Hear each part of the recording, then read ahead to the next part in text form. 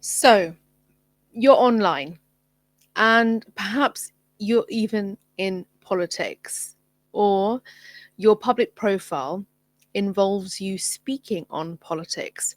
Here are some very strategic bits of, I would say, advice how to master sort of political polarization when you're having to have an opinion online. The first thing is this: if you're choosing a position and it's obvious that you are picking a side, then ground it in reality.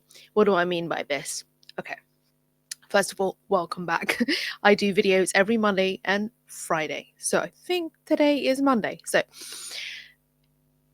once you've chosen a very clear position on a topic, what you want to do is you want to, yes, grab attention and spark debate, but you want to ground it in reality. You want to ground it in some hard evidence. So if you're going to take a position, back it up. You've got to back it up with some stats, and all of that is available across the internet. So wherever you are getting your stats from, just provide a source for it. You want to, I guess, invite a little bit of healthy conflict, but you don't want to invite chaos. What do I mean by this? So you've got to frame your stance by encouraging discussion. So, for instance, when I talk on any issue, I will always say, I welcome pushback in the comment section. This is on my other channel. I welcome pushback in the comment section. I'm ready for it. I know that what I'm saying is going to be inviting a bit of criticism. So ensure you are not being completely, I guess, naive about there being any disagreement. Say, yes, I understand that some people view it this way. So you don't want a shouting match. You want to sort of acknowledge that not everyone sees it the same way. Definitely dodge the personal and stick to the principles. You don't want to go with any low blows. You want to do no name calling whatsoever. You don't want to call anyone an idiot. What you want to do instead is talk about the issue. And by doing that, you're keeping it very sharp and keeping it very credible, and you're not being petty. There's a time and space for petty. It can be a bit entertaining, especially if you're using a bit of comedy to deliver your message. But if you are having to communicate now a pretty serious issue and you're taking a position on it, and you're more than likely going to get quoted on it, then yes, don't be petty. Show the stakes. What I mean is, you've got to connect this issue and your stance on it to your audience's lives. If you're slamming some issue that people are affected by, maybe it's to do with privacy or taxes, explain how it actually impacts them. And when you've done this, what it does is it spells something out to them by relating to a pain point or relating to a struggle. And we see this happen all the time.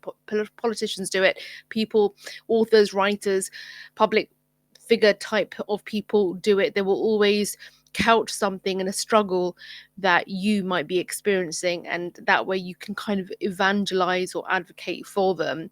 It can be a little bit, I would say, manipulative, but we have a lot of that on going on online.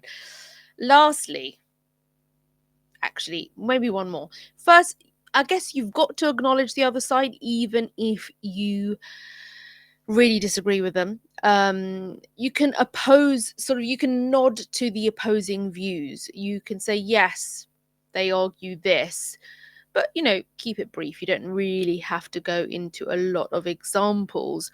Just say, this is what they think, but here's my logic. Okay, just so that you are shown to be sort of not dodging any kind of tough questions. And that builds trust. And I see that's what's lacking when people aren't able to, when they're speaking to the audience, they weren't even going to bring in the counter, right? And then when they are actually faced with a counter argument, they seem a lot flushed and overwhelmed, and that doesn't actually build any confidence or trust. So the last thing was actually keep your cool under fire, because when the comments get heated, and they do get heated, you'll need to respond with facts, and you'll have to be calm.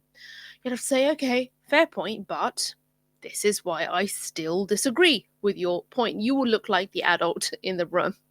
And that's what viewers respect. They really do. So I really hope these points, this sort of playbook on how to sort of deal with political polarization effectively, can help you to connect with your audience, get people talking, get people engaged, but also keep your position, your brand, your stance intact. And let me know if there's anything in particular that you are facing that's a challenge. I would love to hear from you, and I can respond with some tips, some advice in the comments. Remember, uploads every Monday and Friday. Serena's Playbook is all about strategic thinking for your personal and professional life. It's wonderful to have you here. Welcome new subs, and if you haven't already subbed, and you're watching now, so what are you waiting for? I'll see you in the next one.